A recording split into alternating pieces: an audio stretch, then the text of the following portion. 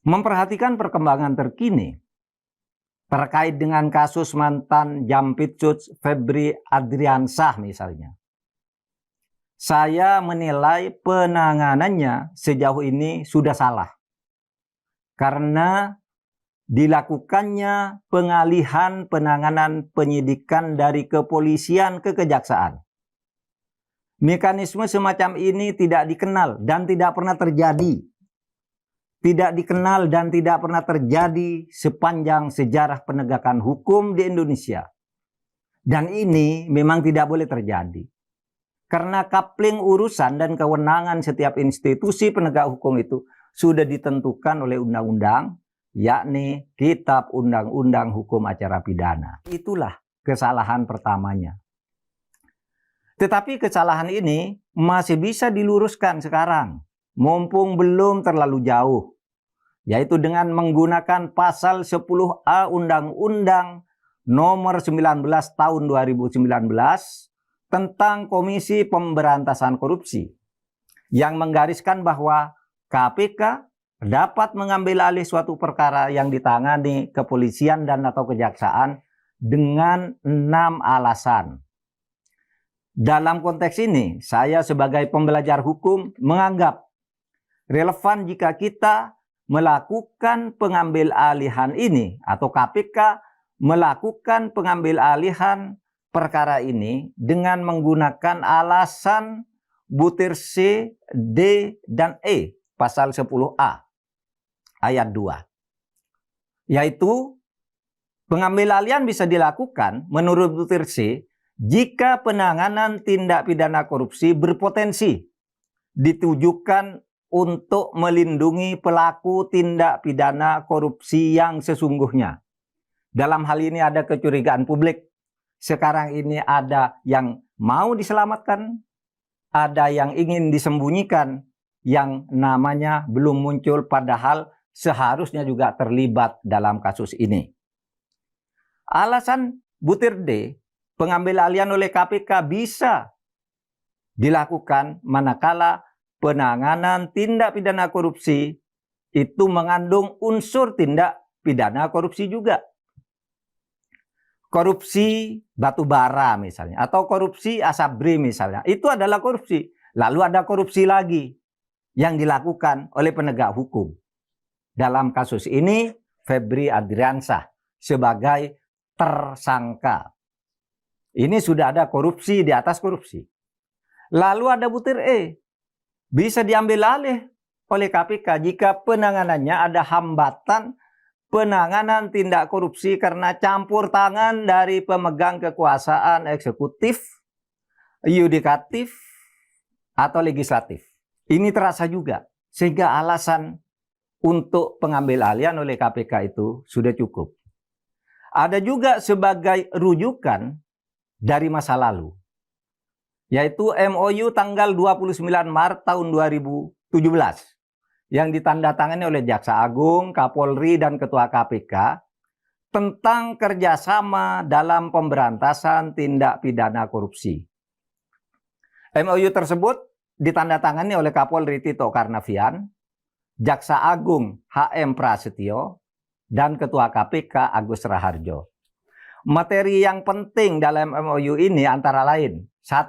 Koordinasi di antara ketiga lembaga, supervisi, pencegahan, penindakan, pelaporan, serta penanganan terhadap aparat penegak hukum yang melakukan tindak pidana dengan keharusan penanganannya itu mengedepankan tata cara dan peraturan perundang-undangan. Jadi jalan keluar tentang masalah ini, masalah Febri Adriansyah ini sudah pernah dibuat oleh para petinggi aparat penegak hukum, dan sekarang jiwa MOU tersebut sudah resmi dituangkan di dalam Undang-Undang Nomor 19 Tahun 2019 pasal 10A. Ada lagi rujukan lain, yaitu prinsip universal di dalam dunia peradilan yang sering dikenal sebagai asas nemo iudex in causa sua.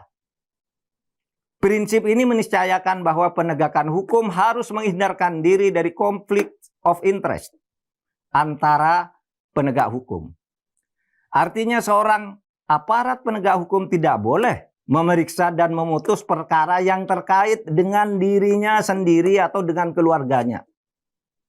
Dalam konteks ini, kalau proses penyelesaian kasus mantan Jampitsus ini ditangani oleh kejaksaan, akan ada konflik of interest. Karena Febri Adriansyah akan diperiksa oleh kolega-koleganya sendiri di institusinya sendiri, padahal statusnya masih jaksa. Jadi tersedia asas hukum, norma hukum, dan rujukan pengalaman masa lalu untuk menangani kasus Febri Adriansyah ini agar diambil alih oleh KPK sehingga bisa ditangani dengan proporsional. Bapak Presiden, keadaan ini sangat merusak keindahan arsitektur pembangunan negara hukum kita yang telah diwariskan oleh para pendiri negara yang begitu agung. Keadaan yang saya rasakan belakangan ini, menurut saya sudah mengancam eksistensi bangsa kita. Bukan karena serangan dari luar, tetapi karena perusakan dari dalam. Pembusukan dari dalam kita sendiri. Para pemikir hukum, para pembelajar hukum seperti saya, dan menurut catatan perjalanan sejarah bangsa-bangsa di dunia, sudah mengajarkan bahwa jika fungsi hukum sudah rusak, maka akan meluaskan public distrust, ketidakpercayaan publik yang pada gilirannya akan menimbulkan kekacauan dan keruntuhan suatu bangsa. Ada Gium. Jika ingin menghancurkan suatu bangsa, hancurkan dulu sistem hukumnya.